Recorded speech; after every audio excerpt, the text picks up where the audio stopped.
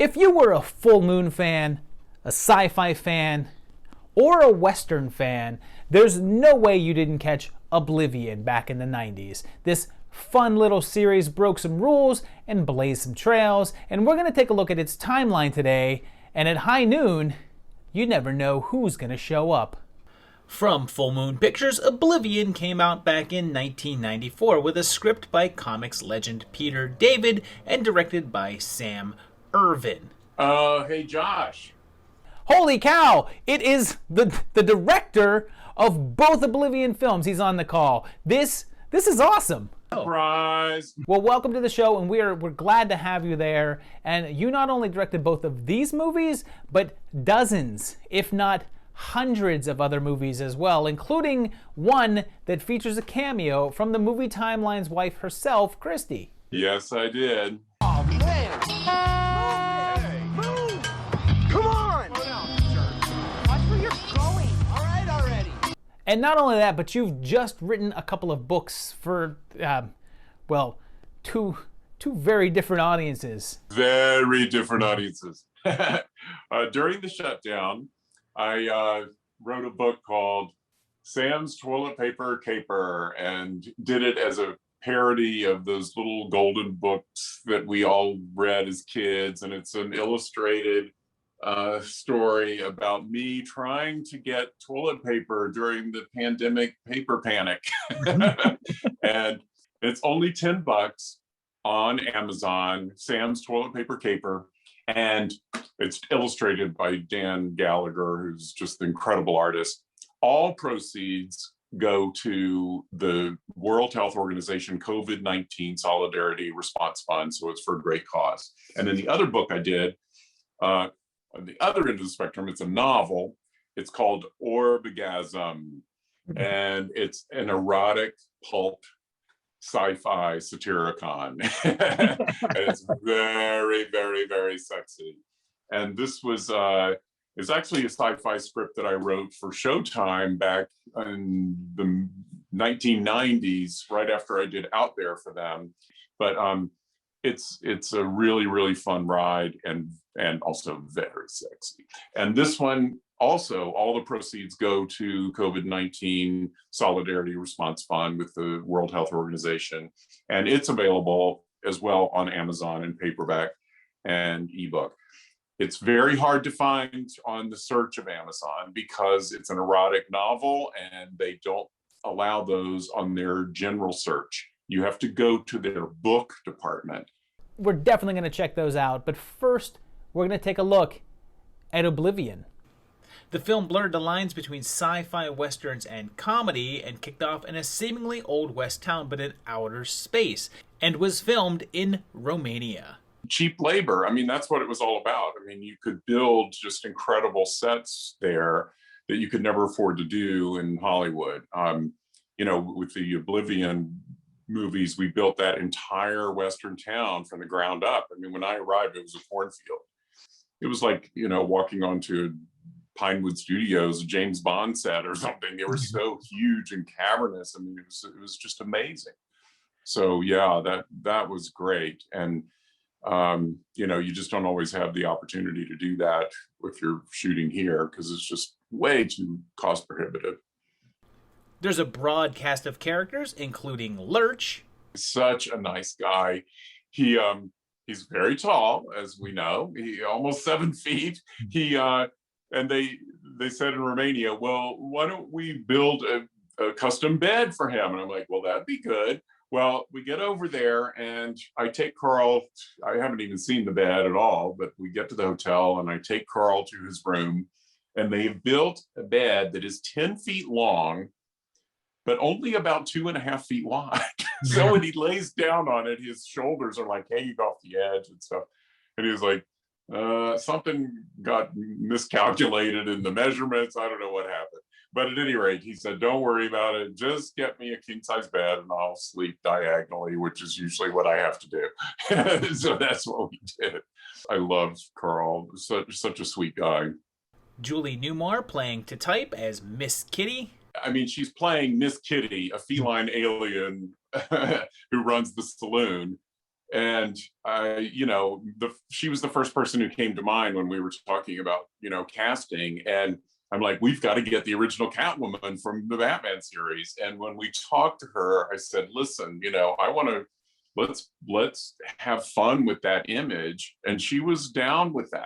And so she does do little homages in it. She'll say perfect. And she'll, we talked about, what her wardrobe would be. And instead of the black cat suit, I said, let's go with, leopard, let's change it up a little bit.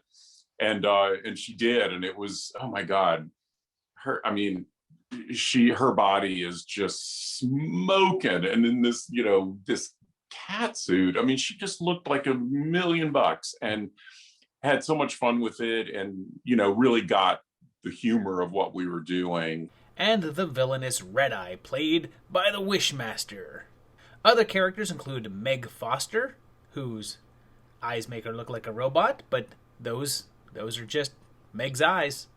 To play this cyborg deputy, it was like, oh my God, if we could get Meg Foster, we won't have to have the expense of contact lenses, because her eyes are incredible. They're just like, they're like a Samoyed dog, where, it's just this crystal clear light blue. Oh, they're just the most incredible eyes of anybody on the planet.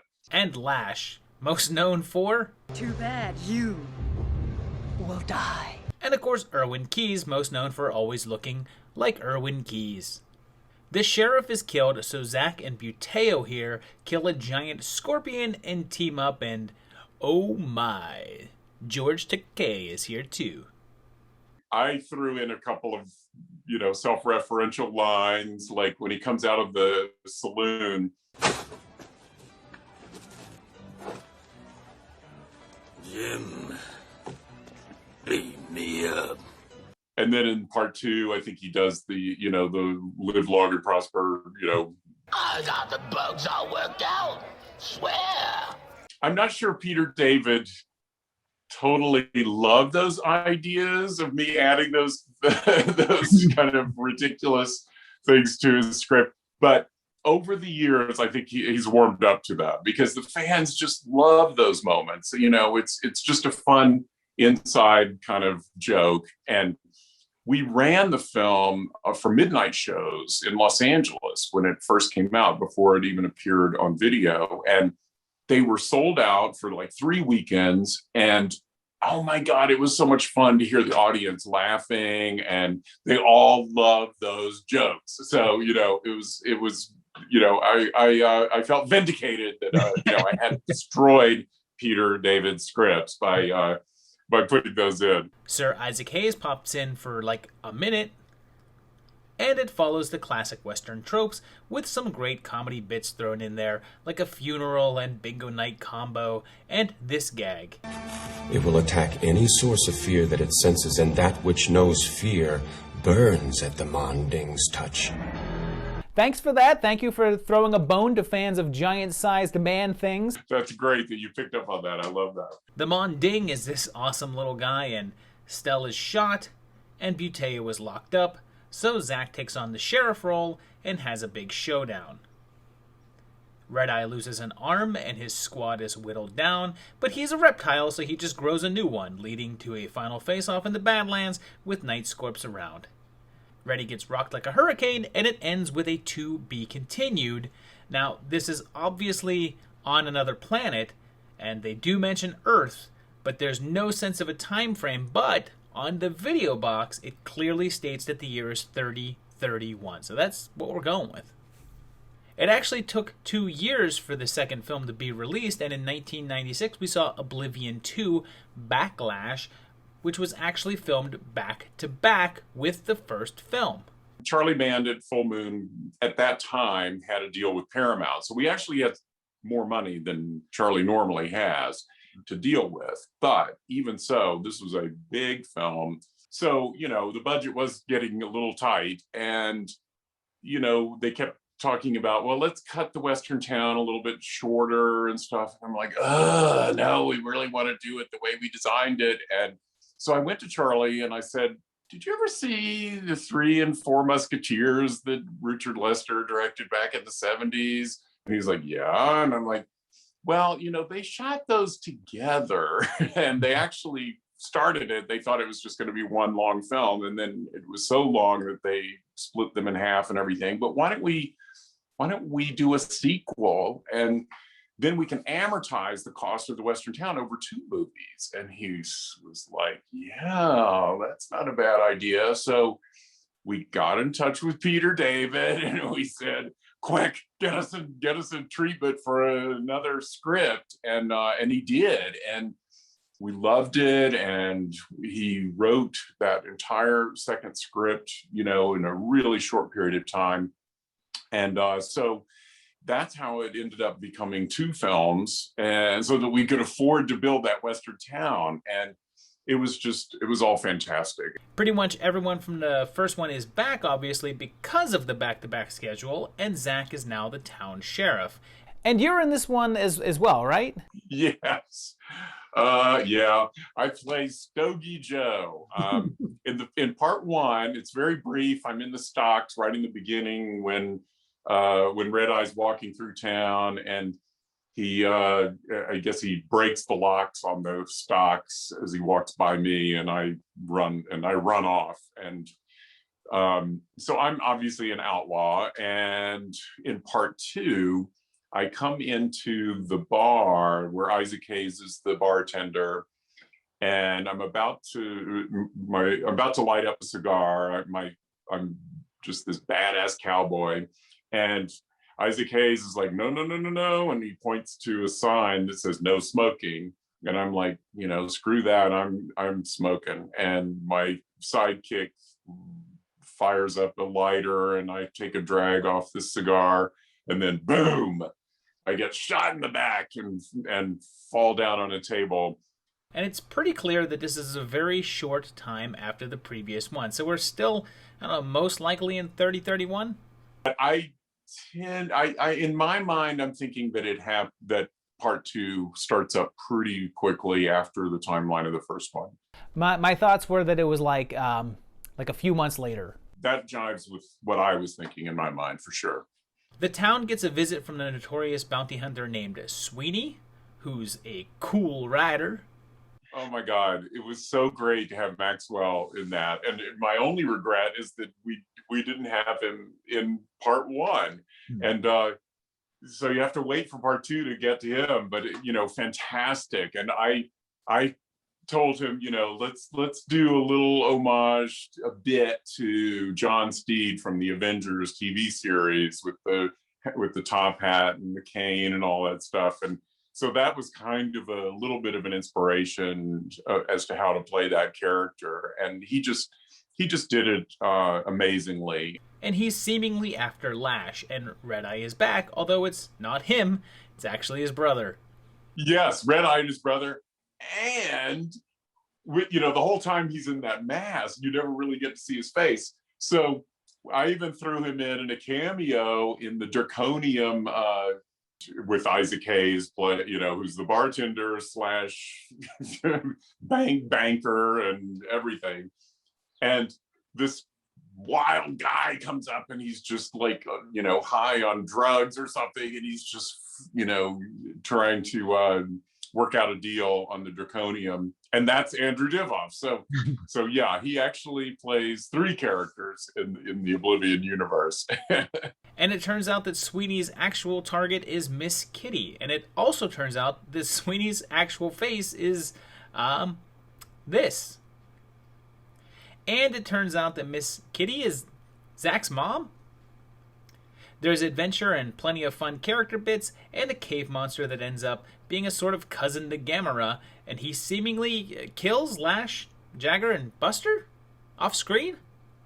I had in my mind that we definitely were going to come back and do more of those. I wanted it to even become a TV series.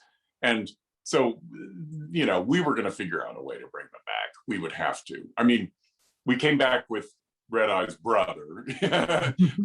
Maybe Lash has a sister. I don't know. We would have gotten him back somehow. Miss Kitty is presumed dead, sending Sweeney away, but she shows back up again at her own funeral.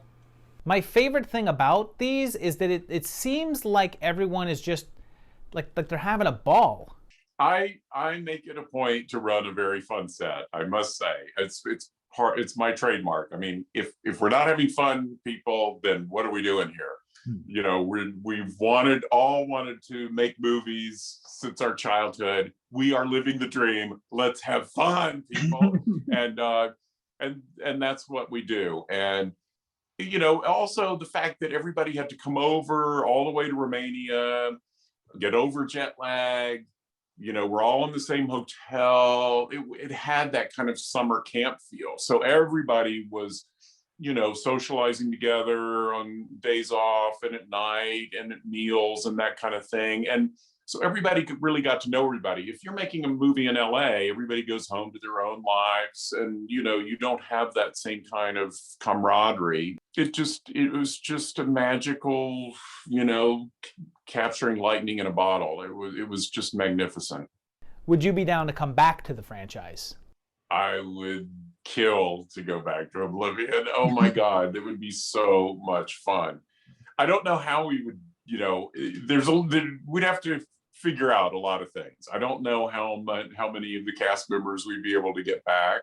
There's, you know, a couple of them have passed on. So I don't know. And of the people who are still with us, I don't know who would come back. I'd love to be involved if there were a way to reboot it in some fashion. You know, one thing that I want to say is that this is definitely one of the earliest versions of the outer space Western that I can think of. Well, and then they did a movie called Cowboys and Aliens, which was the copy line on our poster. Yeah.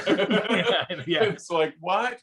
And then Tom Cruise does a sci-fi movie called Oblivion. And I'm like, damn, come on, people, quit stealing our title, our genre, you know, everything. It's like, ugh.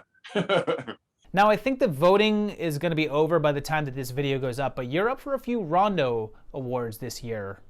Yes, I'm very, very thrilled that I'm up for 3 Rondo Awards this year.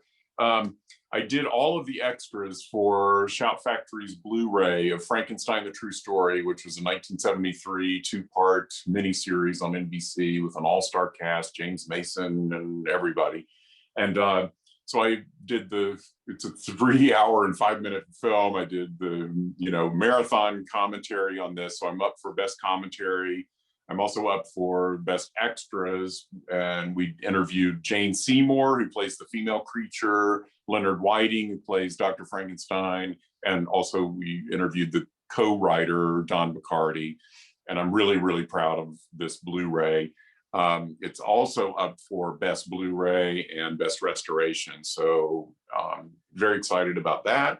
And then I'm also up for Best Article of the Year for a memoir that I did of working on Dressed to Kill as Brian De Palma's assistant. And the entire issue of this magazine, which is called Boobs and Blood, the entire issue is devoted to my article on Dressed to Kill. It's a 13,000 word article, 175 pictures, 60 pages. You got to check this out. This magazine is available on magcloud.com, magcloud.com, or you can look up Boobs and Blood on their website.